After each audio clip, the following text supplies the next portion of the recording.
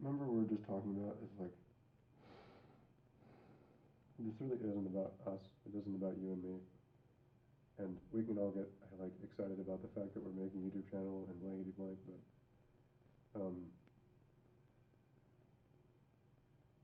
that wasn't the reason that you put yourself $100,000 in debt. Yeah. You put yourself $100,000 in debt because there are things outside of us that actually matter. Oh. So be Yeah. speaking on behalf of that right now. 'Cause Oof.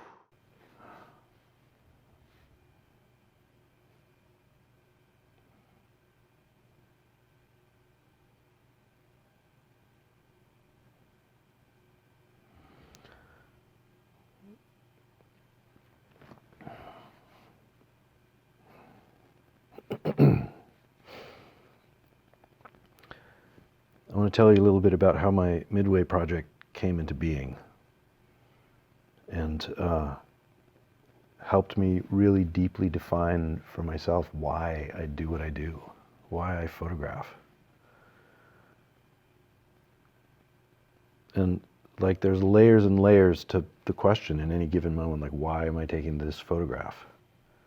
But at the very heart of it, when I learned what was happening out there on that island,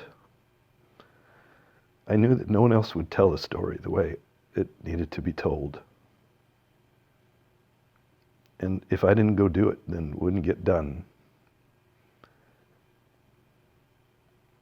And that's something is happening out there that matters.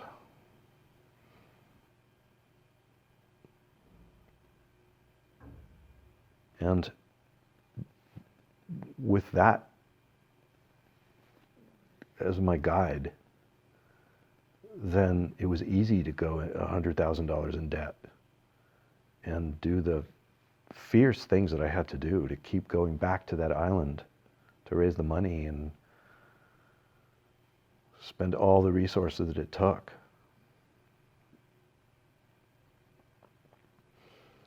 And the hardest part of it for me was I didn't know exactly what the story was. I knew that if I went there with an idea in mind, if I went there with a story that I made up, that I was going to lay that on the subject like a template. And I knew that if I did that, I would miss what was happening. That would be an objectification. And so all of the times that I went to Midway, 8 different trips, each one costing the better part of $100,000. I went there with the philosophy that I had in mind was my job is not to tell a story. It's to hold a container open, to create a container. And every day out there, I made this gesture with my hands. I'm holding this container so that the story can tell itself. And so we didn't bring a shot list. I didn't have any kind of guide or formula for what that story was going to be. I just held that container. And sometimes I went back an entire trip at the same time as we'd been there the last year, so I knew we were just going to see the same thing, but I just know there's something more that we haven't gotten yet that we need to see. I don't know what it is. And to tell our funders were behind me so hard. I would tell them I need to go back again. We already have enough footage to make 5 documentary films, but I need to go back again, and I don't even know why. And they supported me. The criticism I get most often from people is that I'm naive. And it's weird because I've never quite understood what that word means. I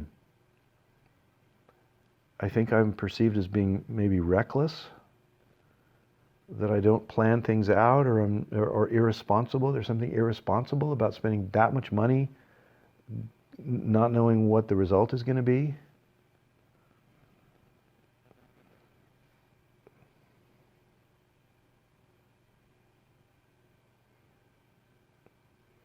But it's like to me, the opposite of naivete is cynicism. And the cynical approach is is a very calculating, planned, like you know what you're going to get and you do all the steps to get that thing. And to me, like,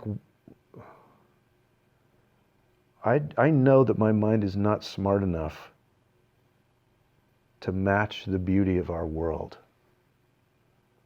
If my mind is in the way in any way, then the real mystery and miracle that's out there in front of us is not going to come. And so the best thing I can do is to get myself out of the way. To not know. To like cultivate this sort of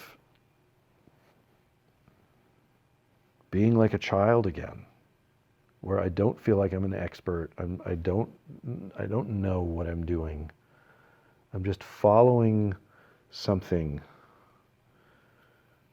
an instinct or a thread of something that a lot of times I can't even articulate what it is. And that's how Albatross happened.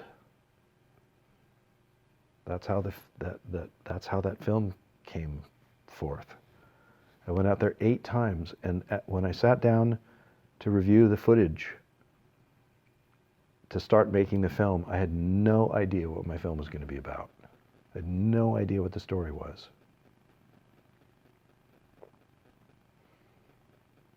And I've really learned to trust that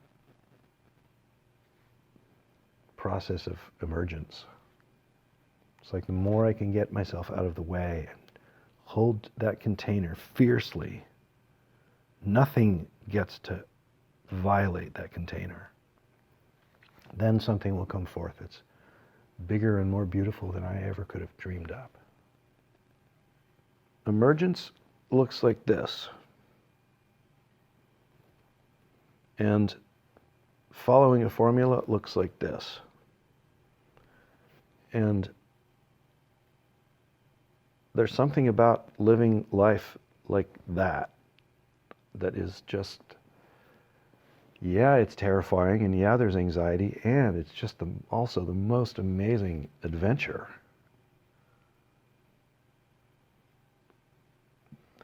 It's like for me, being the director of that project was like the figurehead at the front of those old sailing ships. You know, it's always this naked woman with her arms back, crashing through the waves, there's some sort of support that's moving her that she can't even see what it is. Completely exposed, completely vulnerable, just crashing through the waves. That's how it felt, and it's scary and also just absolutely thrilling.